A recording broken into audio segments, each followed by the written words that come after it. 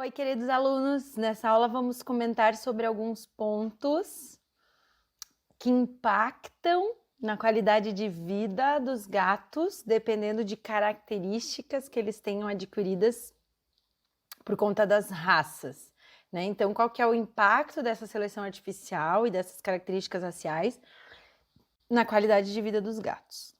Então, a primeira característica bem importante de eu explicar para vocês é a braquicefalia. O que é braquicefalia? É quando eles têm o focinho achatado.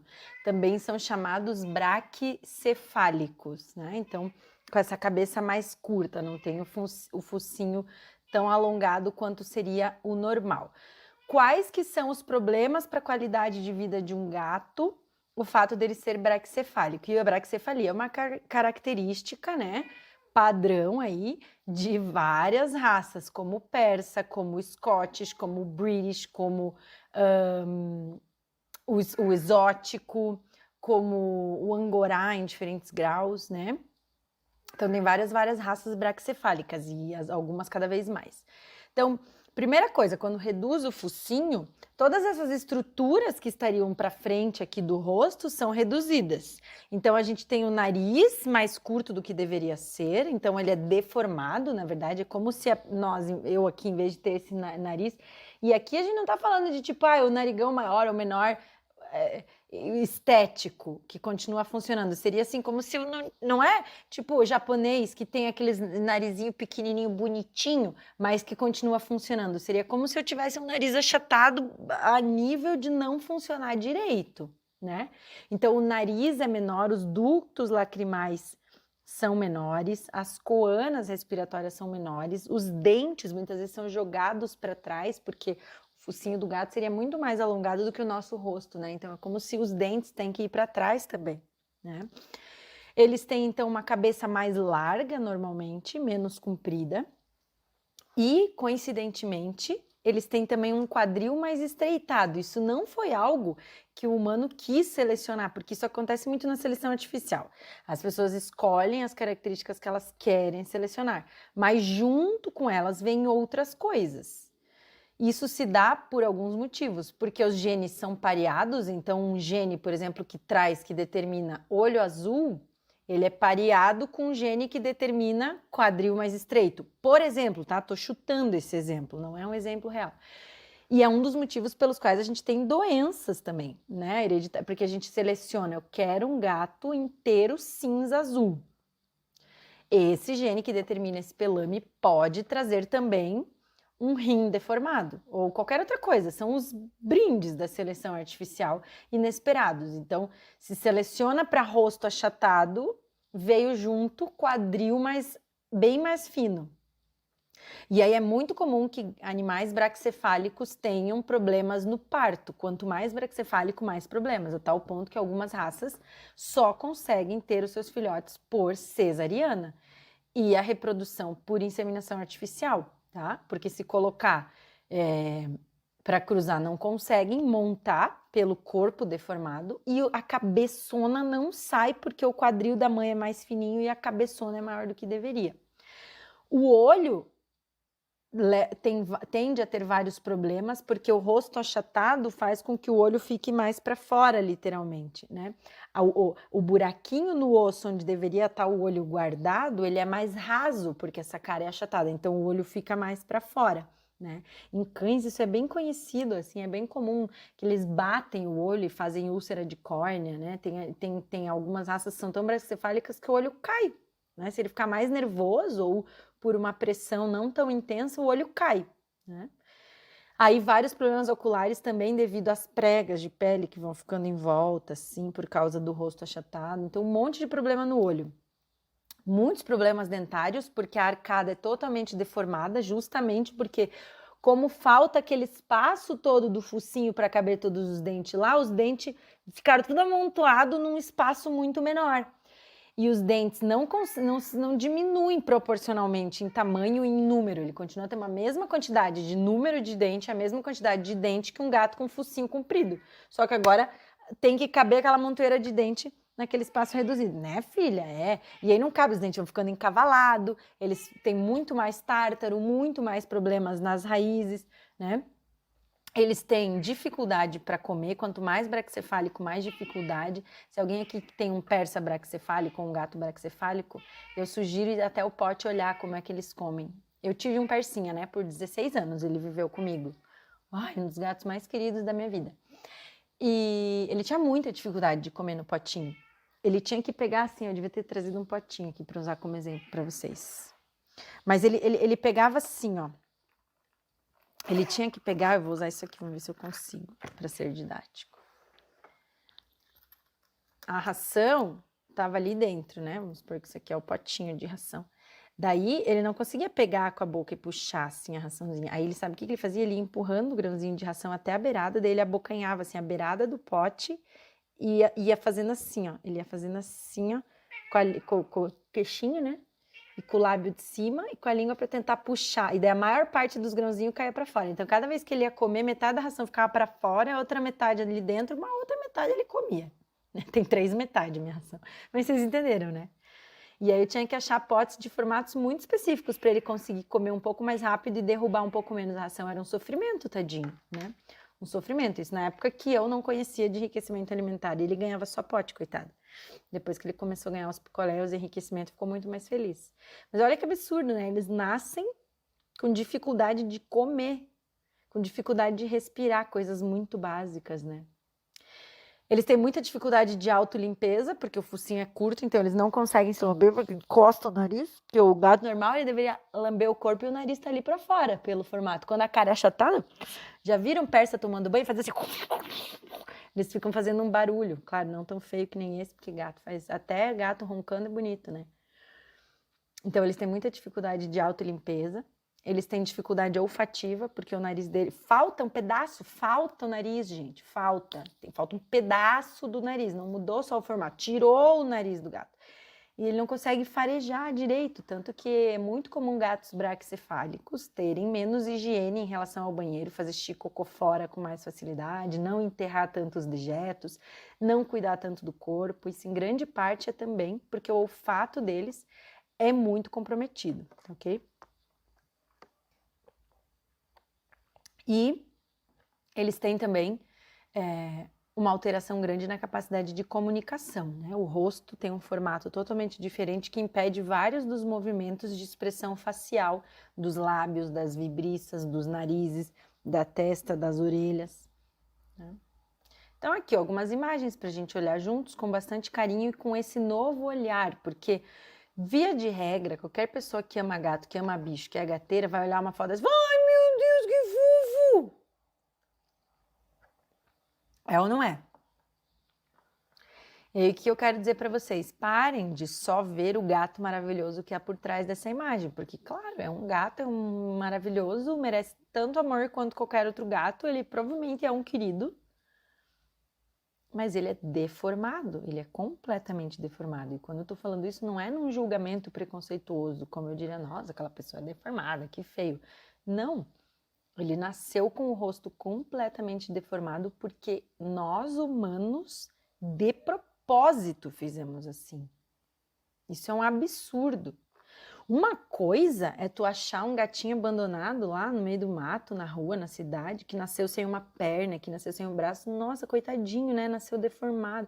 Um acidente da natureza, né? Uma mutação, ou nasceu, enfim, perdeu. Isso é uma coisa. Tanto que isso é muito mais raro, né? Normalmente a gente vê os animaizinhos com problemas por acidentes, muito mais do que nasceu sem uma perna. Aqui você tem um gato que nasceu sem nariz, nasceu com o focinho completamente deformado, sem nariz, com os dentes todos tortos, com a boca completamente deformada, com os olhos cheios de problema, sem várias capacidades físicas naturais dos gatos. E ele nasceu assim porque a gente fez assim. Não foi uma coisa aleatória da natureza, pra gente ter dó só e dizer, oh, coitadinho, nasceu deformado. A gente fez isso. E a gente está fazendo. Olha que bizarro. Ah, Larissa, mas ninguém quis isso. Claro que quis. Todas as pessoas que, desde o início, começaram a reproduzir gatos com menos focinho e foram deixando eles cada vez mais sem focinho, como que chega nesse nível, gente? Não foi assim, ó, um dia lá numa ilha remota nasceu um gato assim e a partir daí os persas zero estavam existindo. Isso aqui foi assim, ó, um dia as bonitas lá da burguesia acharam bonito um gato que tinha a carinha mais redonda e um pouquinho menos de nariz. Aí fomos reproduzindo. Aí todos os filhos, quanto menos nariz eles nasciam, mais ela gostavam.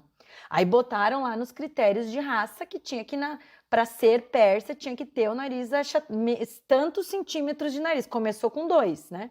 2 centímetros, depois foi para 1, depois foi para 0. E daí cada filho que vai nascendo com menos nariz, eles vão botando para cruzar e os filhos vão nascendo com menos nariz e sucessivamente, cada vez mais os gatos têm menos nariz. E aí vai lá na competição e o que ganha mais nota é o que tem menos nariz. O campeão é o mais achatado. Aí o campeão é o que mais vai ter filho, porque todo mundo quer o filho do campeão. E aí vira essa bola de neve. Deu para entender? Por isso que eu fui fazendo todas aquelas outras aulas antes da gente chegar aqui. Não é do nada esse nariz aqui. A natureza jamais ia fazer isso aqui. Um gato desse na natureza tinha sobrevivido, tinha morrido, não quer nem mamar direito. Um bicho desse, pra ele caçar um camundongo desse jeito, que ele não tem nem olfato. Ah, mas ele não precisa caçar camundongo pra gente dar ração. Não consegue nem comer a ração, o pobre coitado. Vocês já imaginaram essa boca aqui indo numa vasilha ou num brinquedo tentando comer? O olho chega antes, praticamente. As vibriças estão aqui assim, ó. Olha isso, gente. O nariz é para trás do olho. Olha isso. Não tá dando para ver direito, mas as vibriças estão aqui assim, ó. Aqui assim. Ó. Elas são assim, as vibriças desses gatos. Estão na frente da cara. Elas batem dentro, elas voltam para dentro do olho do gato. As vibriças que a gente tem que, às vezes, aparar a pontinha. Olha essa boca, gente. Olha, cadê o nariz da pessoa? Qual que é o sentido mais importante dos gatos, meus amores? Qual é o sentido mais importante dos gatos? O olfato. Eles nascem condenados a não poder farejar o mundo, a não poder limpar o próprio corpo. Qualquer gato ama limpar o próprio corpo. O cérebro desse bonito aqui continua sendo um cérebro de gato. Ele quer fazer as mesmas coisas que o gato vira-lata faz, que o gato que tem nariz faz, que o seu ancestral lá fazia. Ele quer caçar, ele quer farejar, ele quer se lamber, ele quer lamber os irmãozinhos, mas não consegue. Aí eles falam que o persa tem problemas cognitivos, que ele não faz amizade com os outros gatos, que ele não aprende, que ele não é inteligente, que ele não é higiênico. Como que ele vai ser higiênico com essa cara? E aí as pessoas acham lindo. Porque eu tenho certeza que vários de vocês teve a mesma reação quando eu virei esse slide. Ai, meu Deus, que lindo! Ai, meu Deus, que ursinho! A gente tem que repensar esse nosso critério de beleza. Critério de beleza é uma coisa que muda ao longo do tempo, também é tradicionalista e arbitrário. Teve época que era bonito mulher gorda, depois teve época que era bonito mulher anoréxica, agora só é bonito se ela for super musculosa. Daqui a pouco eu não sei qual que vai ser a próxima moda, né? O bonito não pode passar por cima do minimamente saudável, né? Na minha opinião, pelo menos. E eu entendo por que a gente acha bonito, porque a gente é geneticamente programado para achar bonito tudo que é redondo, tudo que é peludo. E digo mais, a gente ama gato, então qualquer gato pra gente é bonito. Pode ser o gato que nasceu sem uma perna, sem um olho, com o lábio leporino e nós vamos achar lindo. Concordo com vocês. Mas a gente tem que parar de achar bonito deformidades que nós causamos de propósito, única e exclusivamente por questões estéticas. Esse gato aqui não consegue farejar, esse gato não consegue comer direito, ele não consegue se lamber, ele não consegue lamber os irmãos dele, ele tem problemas oculares, ele não enxerga tão bem quanto os outros. Olha a cara dele. É mais ou menos como se meu rosto fizesse um nó aqui pra dentro, assim, fosse virado do avesso. Nem tem ser humano assim, eu nunca nem vi ser humano assim. Mas se tivesse alguma deformidade semelhante assim, daria pra gente comparar e talvez se pôr um pouco mais no lugar deles. Mas tenta imaginar um ser humano com o nariz negativo, assim, ó, invertido pra dentro, assim, com a boca puxando aqui, igual aqui, ó, o nariz no meio dos dois olhos lá dentro, com a boca puxando até ali em cima. Imagine tudo isso aqui, ó. Sem essa cartilagem, sem o meu fuço aqui. Já imaginaram? Não funciona, né? Não cumpre a função que tem que cumprir, de rosto, de nariz, de boca, de olho, de gato. O gato não consegue ser gato, esse gato tem dificuldade de ser gato. Olha. E daí tem diferentes graus, né? Aqui ainda sobra um pouquinho de nariz, o nariz pelo menos está para baixo do olho, né? Tem um pouquinho. Quanto mais achatado, quanto mais braquicefálico, pior. E aí se usa uma denominação normalmente relacionada ao tamanho, justamente. E o que a gente compara aqui, ó? Então, um gato normal, ele tem que ter mais ou menos uns 3 centímetros de focinho. Focinho seria o que a gente considera a partir dessa curvinha aqui. O meu risco amarelo tá um pouco tosco. Era tipo daqui do olho até a ponta do nariz. Então, do olho, que é assim, ó, até a ponta do nariz, mais ou menos 3 centímetros. Em média, os gatos têm, claro, tem gatos bem menores, que vão ter um pouquinho menos, mas em média se considera que um gato normal tem esses 3 centímetros. Tá? Depois desses, começaram a surgir os persas 2, que eles chamam. Persa 2 tem 2 centímetros de focinho. Depois veio o persa 1, que tinha que ter 1 centímetro só de focinho. Depois, durante muito tempo, o persa 0, que era o mais chique, o mais puro, o mais caro, o mais maravilhoso, importado dos Estados Unidos, que tem que ter 0 de focinho. Gente, o que passa pela cabeça de uma pessoa para achar normal e querer um gato que tem 0 focinho? E ficar cruzando até chegar nisso. Não compreendo, não compreendo. Queria um dia tomar um café com essa pessoa para ela me explicar. Não foi uma pessoa, né? Foram várias. Existem várias até hoje fazendo isso. E aí agora, gente, nos anos 2000, acho que 2010 já, eu acho que antes dos anos 2010 já tinha essa aberração que é o persa negativo que agora inventaram, porque não tava bom já aqui, que ele já não conseguia respirar, já não conseguia comer, já não consegue enxergar. As vibriças estão aqui, ó, que nem um Lecna. Olha as vibriças na frente da cara desse gato aqui, ó, fazendo as vibriças, não tem que estar aqui, velho. A vibriça tem que estar aqui, ó, olha isso aqui, olha onde tem que estar a vibriça do gato. Lá, aqui para os lados, aqui para trás, para ele poder passar nos lugares, para ele se localizar no ambiente, para ele não bater nas coisas, para ele passar em tocas. É para isso que serve. Não tinha que estar aqui, ó, fazendo assim, ó, entrando dentro do olho do gato, sem função nenhuma. Perdeu totalmente a função. Um pelo super importante, super tátil. Aqui ele não tinha mais nem que ter, porque está atrapalhando a vida dele. Daí ele não tem boca, ele não tem nariz. Aí os bonito, me vão e fazem isso aqui. Porque daí disso aqui, nascem os filhos com essa cara. E daí alguém achou muito, nossa, olha que legal, mais exótico. Agora vamos fazer uma nova característica para o cara mais puro. E vamos fazer gato sem nariz. Negativo agora, parece que levou um soco. Olha a cara dessa pessoa. Como que esse gato respira, vocês acham? Como que esse gato fareja alguma coisa se o olho dele literalmente chega antes de tudo? Ele vai tirar uma coisa no chão, o olho bate primeiro. Esses gatos não conseguem comer. Eu acompanhei, no Brasil é raro ainda o persa negativo, porque ele é carésimo nos Estados Unidos, é carésimo para importar, mas já vai chegar, certo? Essa moda aqui também. Eu acompanhei na clínica de uma amiga minha. Ela atendia um gato assim.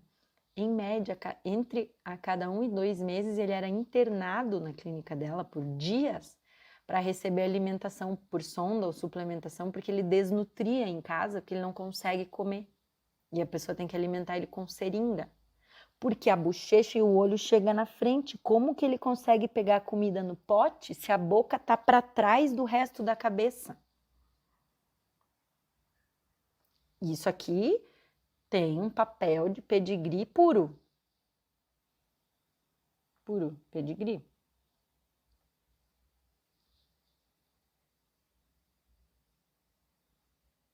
Completamente inaceitável. Completamente cruel. Isso é maus tratos. Isso aqui é maus tratos. Já nasce assim. O maus tratos é fazer nascer, porque vai viver uma vida inteira ruim. Uma vida inteira sofrida. Muito sofrida, não é pouco não.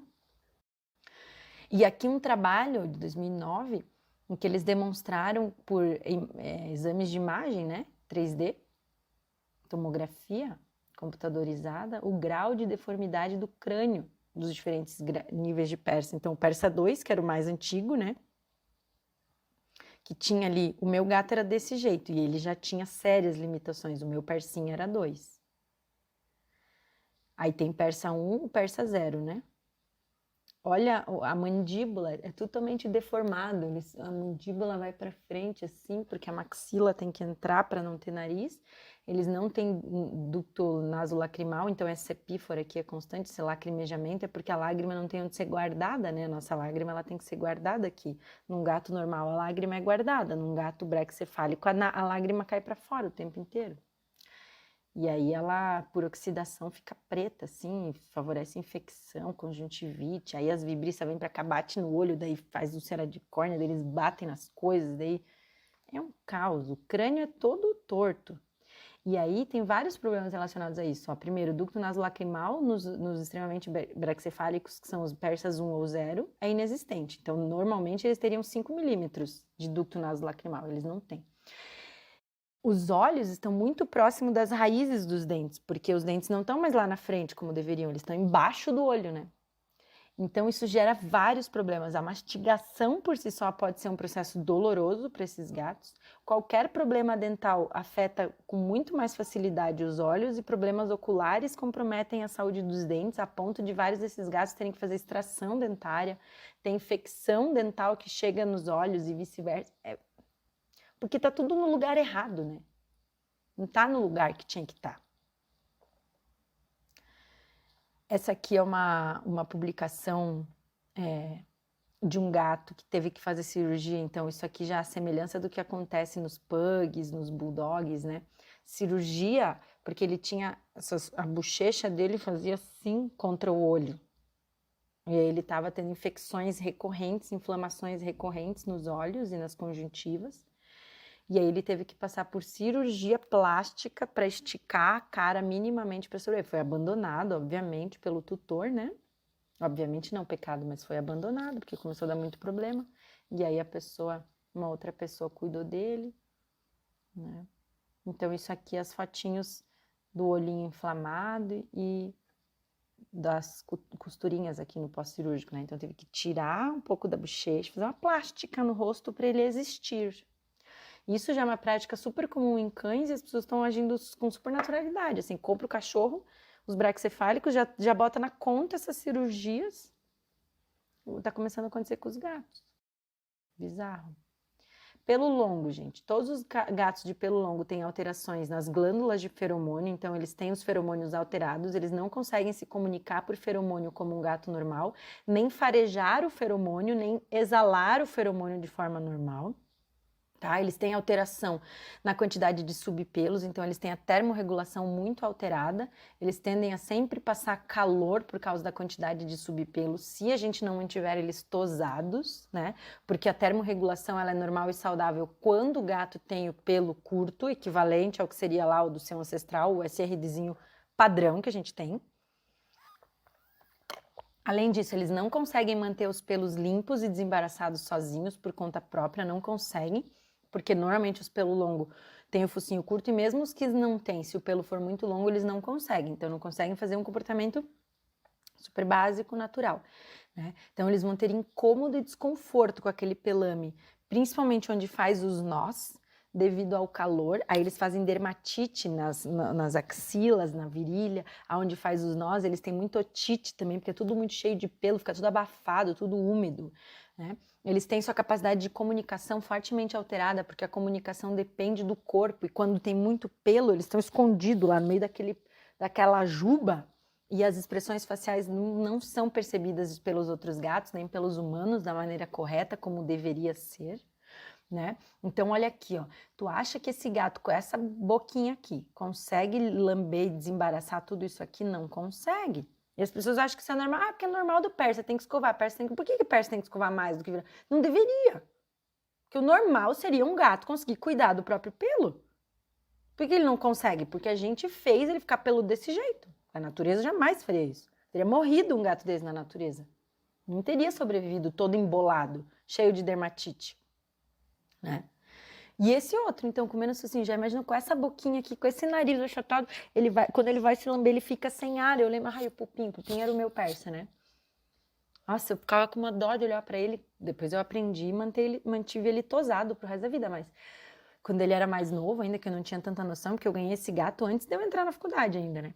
Eu era adolescente, bem sem noção de várias coisas, assim, e ele era peludão e eu mantinha ele peludão e ficava escovando, tirando os nó, cortava os nó com a tesoura quando tinha e tal, achava que tava arrasando.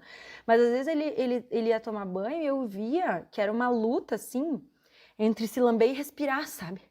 Ele lambia e fazia um barulhinho assim, você via que o narizinho dele tava afogando ali nos pelos, daí ele parava, tomava fôlego e tentava lamber de novo. Daí ele desistia, ele lambia um pedaço e ia fazer outra coisa. Minha bunda tava sempre suja, o rosto sempre sujo, tava sempre limpandinho, o ouvido sempre sujo.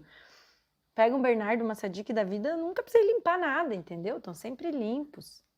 Eles não conseguem. Assim, olha esse rabo aqui. Como é que esse gato vai cuidar desse rabo, manter esse rabo? Minimamente, não dá.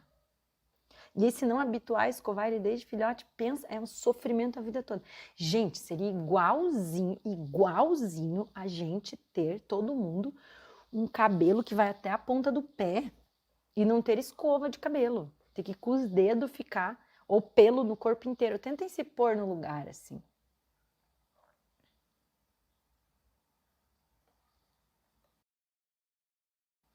Aí tem o outro extremo, né? Que é a ausência de pelos. Nossa. Gera muitos problemas também. Eles têm alteração em todas as glândulas de feromônio. A pele deles é estragada. A pele deles não funciona como pele. Ela é uma pele completamente anormal. Tanto que não vem pelo nessa pele, né? Porque o normal da pele de um gato normal é ter pelo.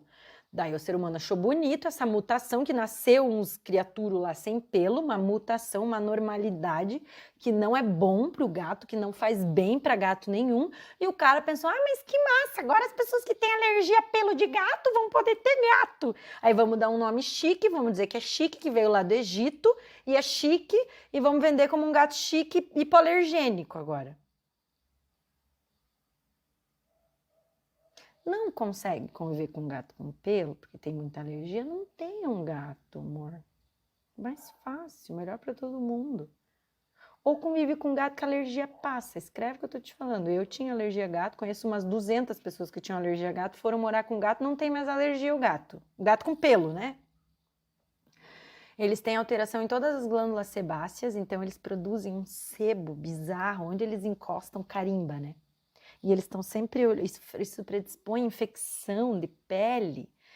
Eles não conseguem termorregular porque não tem pelo, precisa ter pelo, é que nem uma pessoa careca ficar fora do tempo sem roupa, sem a gente que não tem pelo fica sem roupa nos lugares. Estão sempre com frio, as coisas. Mas daí bota a roupinha. Outra coisa que estorva. O meu gosta. Não, é porque ele tem tanto, os Sphinx, né? Ele tem tanto frio que é menos pior ficar de roupa do que ficar sem, mas qualquer pessoa que tem um gato que tem pelo sabe o quanto gatos odeiam botar roupa. Laísa, mas o meu gosta. Tá bom, é 1 em 1 milhão. 99,9% dos gatos não gostam de colocar roupa. E não deveriam precisar colocar roupa. Eles têm a pele completamente alterada em relação à sua resposta imunológica, em relação às células que deveria ter, né? A função, porque a pele é ruim, a pele dele não funciona como a pele de um gato normal, saudável.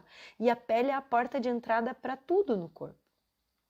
Então, eles são indivíduos muito vulneráveis a vários tipos de infecções e problemas. Eles têm a capacidade de comunicação totalmente alterada, porque eles são enrugados. Os outros gatos não entendem, eles não têm as vibriças, que são os pelos táteis. A sensibilidade da pele deles é completamente alterada, porque os gatos têm o tato muito estimulado pelo pelo. É um pecado, é um pecado. E essas orelhas dobradas? Bom, essas orelhas dobradas só acontecem porque esses indivíduos com a orelha dobrada têm a cartilagem deformada. Então, a cartilagem, ela tem que ser uma estrutura dura, né? Isso aqui é cartilagem, isso aqui é cartilagem, né? A gente sabe que onde a gente tem cartilagem, a orelha do gato em pé lá é aquela cartilagem durinha, né? E a cartilagem tá em todas as articulações, tá na coluna vertebral, tá no rabo, por todos os lugares. Todo esqueleto tem pedaços de cartilagem, né? Onde articula, principalmente. Então, a cartilagem desses gatos é fraca, ela é frágil, ela não tem a quantidade de células que deveria ter para ficar dura. Ela é mole, ela é deformada. E aí a orelha cai, não consegue ficar em pé. Só que não é só a orelha que tem a cartilagem deformada, é a cartilagem do corpo todo. Então tem cartilagem na coluna vertebral deles, que não funciona como deveria, a cartilagem da cauda, a cartilagem do joelho, do cotovelo, da mão, dos dedos, do nariz, da boca. Todos os lugares onde tem cartilagem, ela é mole, ela é frágil. Então eles têm um monte de problema locomotor. Problemas articulares, problemas para andar, problema para pular. A orelha é super importante para a comunicação e eles não têm isso. Eles têm o ouvido muito úmido, propício a várias infecções, porque está sempre fechado ali, né? E é uma raça extremamente endogâmica, que o que temos relatados na literatura é que se origina de 2 gatos irmãos mutantes, que nasceram com essa mutação genética na cartilagem. É uma mutação grave, que nunca que o ser humano devia olhar e falar assim, ai, que bonitinho, vamos fazer uma raça disso. Imagine, nasce um dia uma pessoa, sei lá, com uma deformidade física, sei lá, uma deformidade em todas as articulações, daí a pessoa não consegue andar direito, a pessoa não consegue fazer nada. Ai, que legal, vamos fazer uma raça de humano.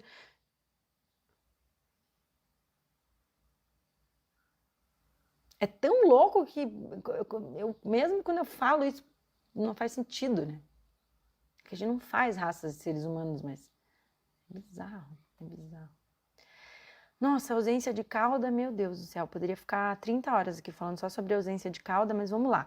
O gene que determina o gato nascer sem cauda, nas raças que não tem cauda, é um gene que determina a deformidade da coluna, porque a cauda é uma continuidade da coluna vertebral, né?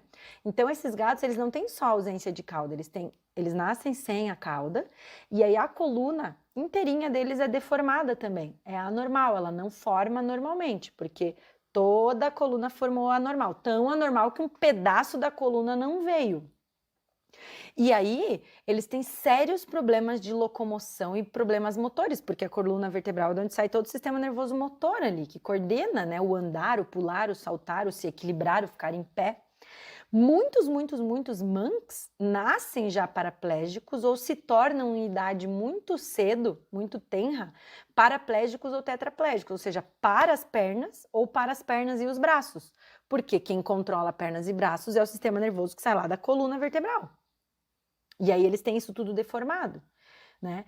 Procurem vídeo dos monks andando, assim, eles andam meio acachopados, assim, que nem um sapo, assim, eles pulam que nem coelho, eles não conseguem andar normal, eles são bem bizarros, assim, no deambular, porque toda a coluna deles é deformada, eles não têm uma propriocepção, então eles saltam e caem, eles não conseguem calcular direito o salto, eles não têm equilíbrio, eles não têm a cauda para se comunicar e para o equilíbrio do corpo, e muitos deles incontinência urinária e fecal também, porque também o sistema nervoso que sai ali da coluna que controla os esfínteres da bexiga, do pênis, do ânus, né?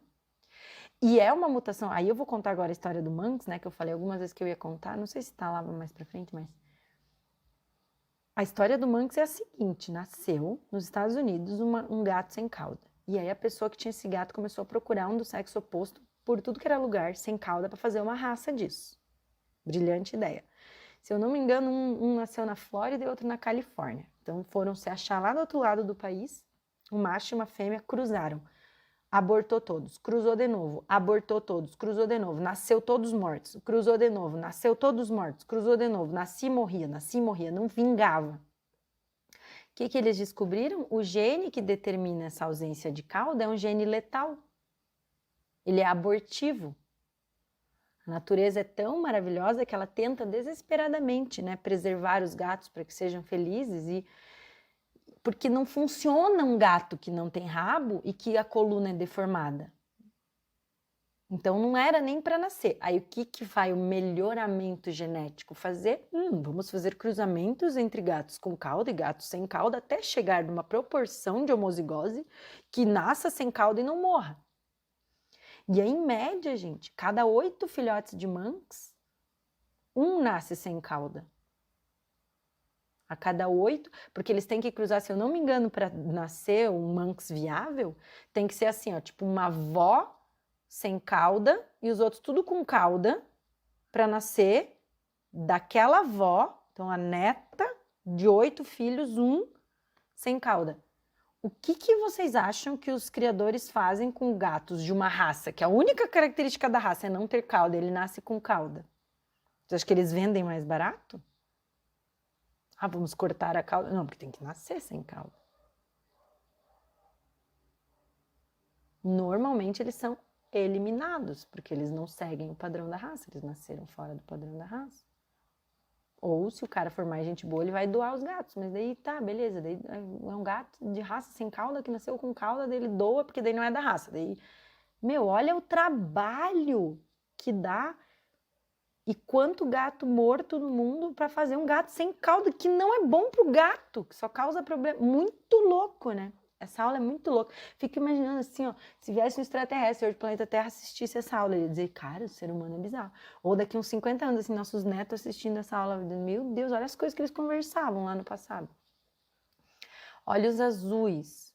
Não são todos os olhos azuis, tá? Tem gatos vira-latas que nascem com olhos azuis e não tem problema nenhum. Tem gatos vira-latas que nascem com olhos azuis e tem problemas. Mas a pressão de seleção para raças com olhos cada vez mais claros leva, em algumas raças, várias alterações oculares. Um exemplo são os siameses.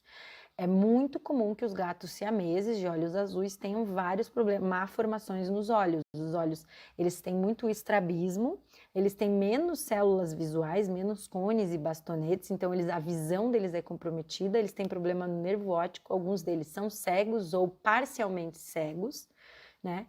E várias dificuldades visuais. Então, várias raças com olhos azuis claros podem ter esses problemas congênitos.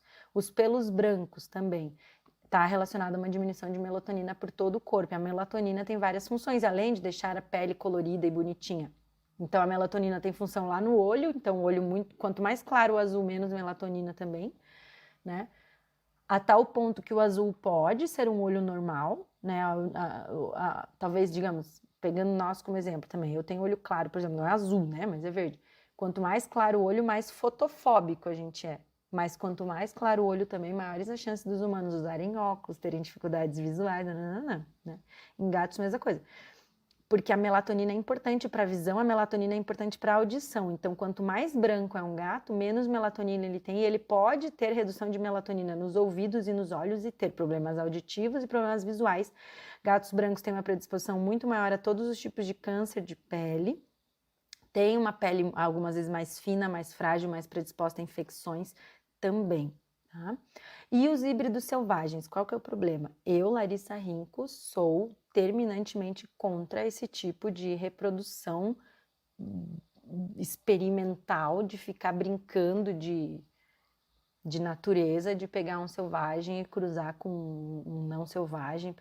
Não tem vantagem nenhuma nisso, não tem ganho nenhum. A gente ficou 100 mil anos lá domesticando o gato para ele ser doméstico. O que é um gato doméstico? É um gato que é manso, que está acostumado a viver, que gosta de viver com seres humanos, que tem uma baixa agressividade com seres humanos, está adaptado a viver na cidade.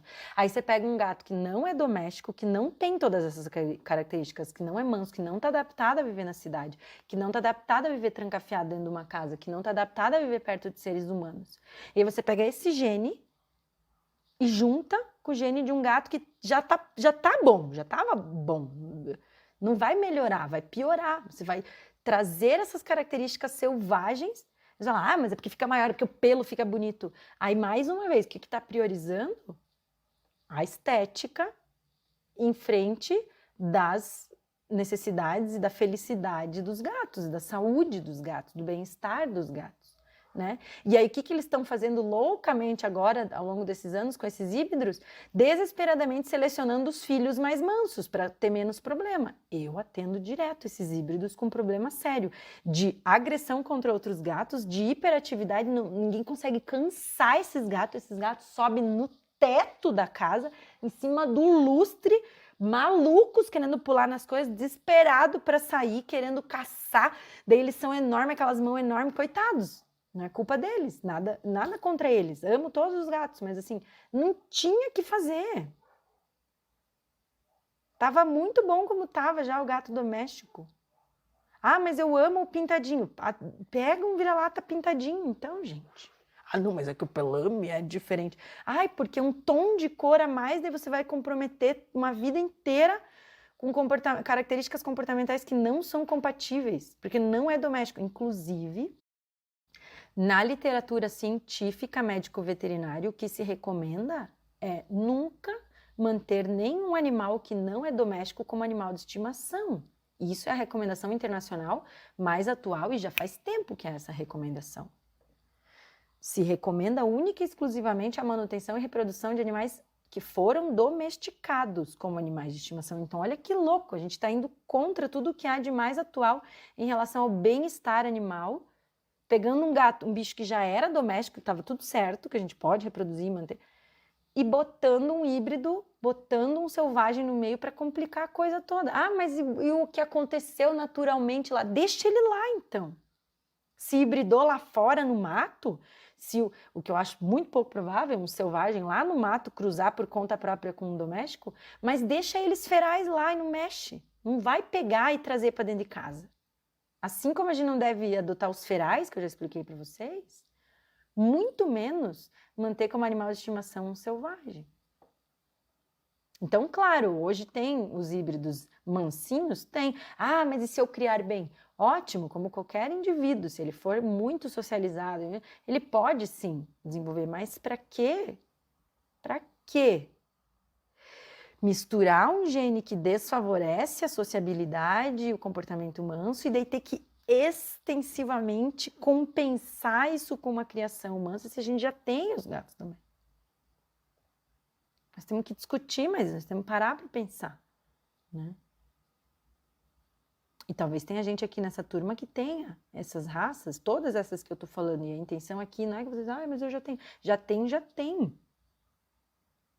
Mas daqui para frente, como que a gente vai conversar sobre esses assuntos agora? Porque uma coisa é eu fazer uma coisa quando eu não tenho conhecimento. Outra coisa é eu fazer uma coisa quando eu tenho esse conhecimento. E é isso que eu tô aqui para trazer conhecimento para vocês, né? Eu tive um persa. Você acha que hoje eu iria? Só se ia brotar na minha vida, sei lá, porque às vezes acontece, né? Que a gente acha atropelado na rua, sei lá, e traz pra dentro de casa. Jamais. Mas eu já tive um persa. Você acha que eu tratei ele menos bem, eu amei menos que meus vira-lata? Claro que não. Meu Deus, amava demais. Tatuei ele. Ele era muito maravilhoso. Meu Deus, como amei aquele gato. Mas ele tinha sérios problemas. Não desejo isso para nenhum outro gato na minha vida. Não desejo mesmo. Né? Então, nada a ver esse negócio de híbrido, nada a ver. E o persa, muitas vezes, é o pacote completo, né, gente? Porque ele tem todos os problemas dos braquicefálicos que eu expliquei, daí ele tem os pelos longos, daí, se ele for branco ainda, daí ele tem doenças, que eu quis trazer algumas aqui bem comuns para vocês, né? Então, a PKD, que é a doença renal policística, 50% dos gatos persa, pelo menos, tem. Quanto mais, e esse número está aumentando, tá? Porque isso aqui já é um dado de 2012. Esse número está aumentando. E todas as raças relacionadas, como o exótico, todos os que são relacionados ao persa, 50%. Então, gente, olha que louco. A gente sabe que pelo menos metade dos gatos dessa raça vão nascer com o rim anormal, com uma doença renal que ele nasce, que é uma doença progressiva que não tem cura e que leva à falência renal. Eles morrem de PKD. Passa a vida tratando doença renal policística. Ah, alguns vivem muitos anos, bem, mas tratando, mas tem a doença. Não tinha que ter. Por que metade dos gatos tem? Porque estão sendo cruzados. Mãe e pai com essa doença, nascendo filhos com essa doença.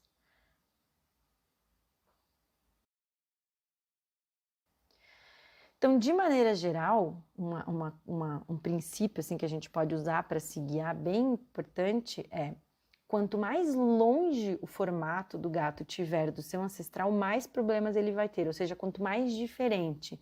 Então, lembrem dessa imagem. Isso aqui é o gato que originou o nosso gato. Quanto mais parecido disso aqui, e não se atenham a detalhes fúteis, como a listra dessa cor, o tom de pelo exatamente dessa cor.